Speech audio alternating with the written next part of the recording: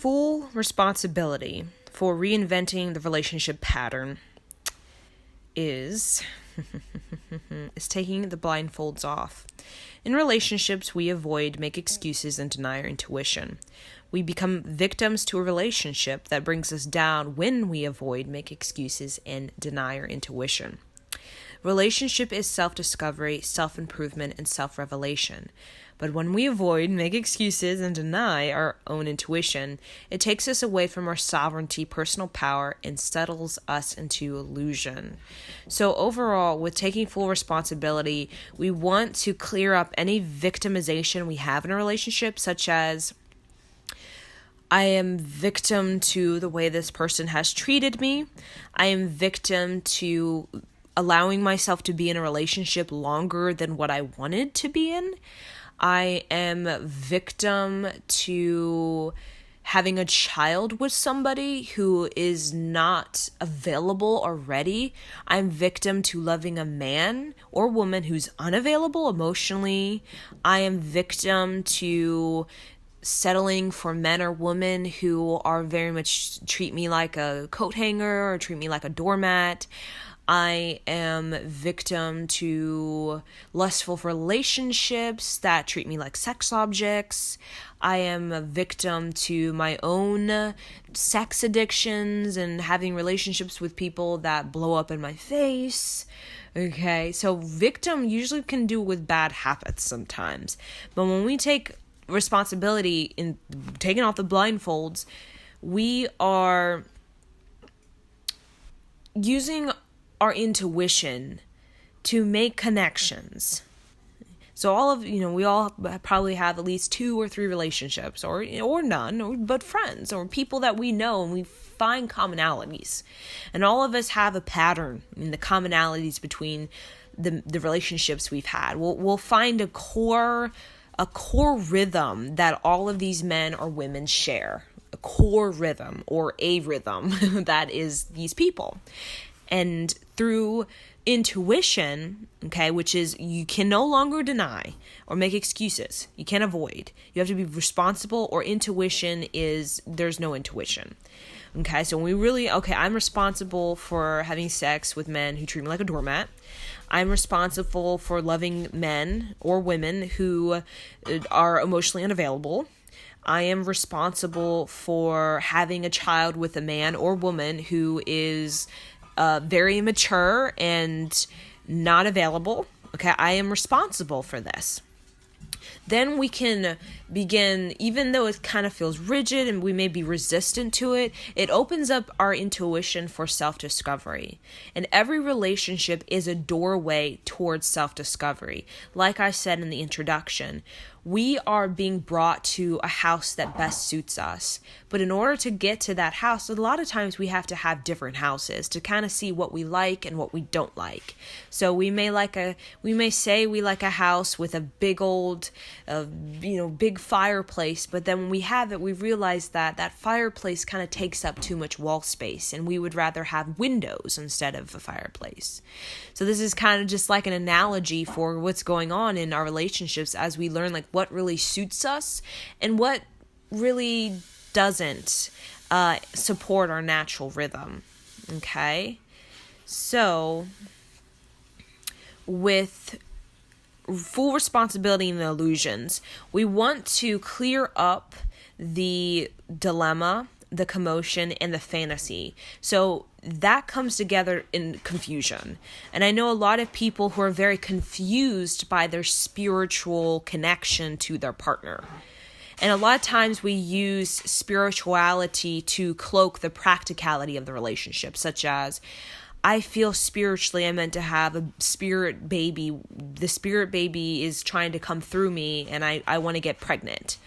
But I know practically my man doesn't have a good job. He's not very mature. He still likes to drink or whatever sort of things he does. But I feel the spirit baby wants to come through. So I think I'm going to have a baby with him. But in the practicality of that leads into a victim. Okay, the woman is victim to a man who's not ready to have a baby, so he doesn't know how to be a father. Okay, he's just not ready, and he has sort of resentment. And then the man is victim to raising a child when he doesn't really want a kid. So with practicality and clearing up the illusion is discussion. It is discussion that is honest, that is dignified, and intentional. Okay, so that leaves a level of propulsion. That is how we stir up the space. So stuff doesn't just hide like dust bunnies hide if you don't kind of move the energy around. Okay, things can get kind of like hidden and secret if we don't move the energy. And how we move the energy is through discussion. So through taking full responsibility, we're going to start to discuss with ourselves. And some of the practice for this is self-worth boundaries.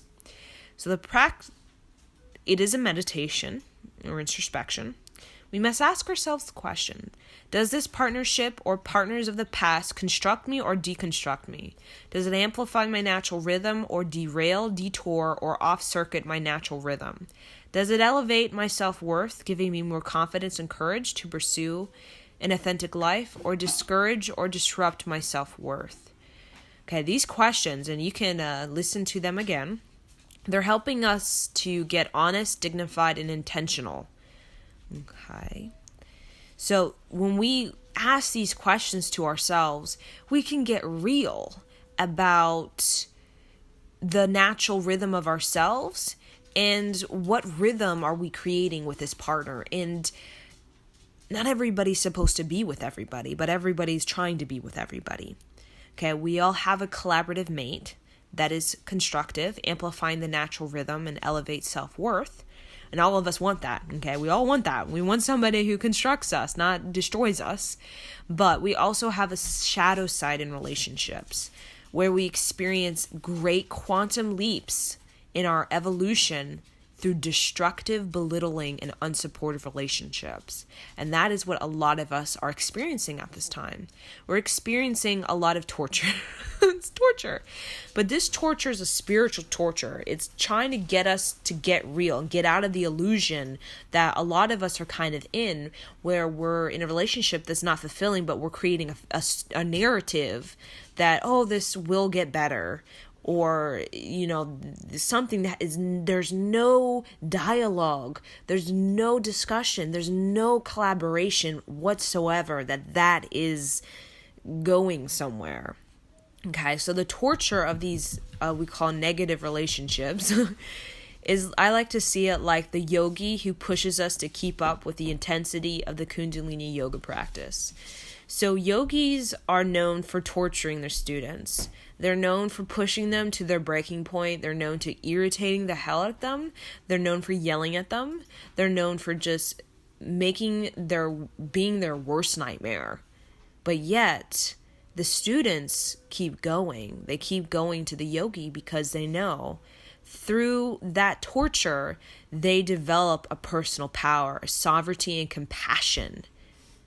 Okay, so when you see a dark relationship, view it as you are being tortured by the yogi who's like screaming at you to get your personal power, get your sovereignty, and get your compassion, because you need those things in this life to be successful in your evolution.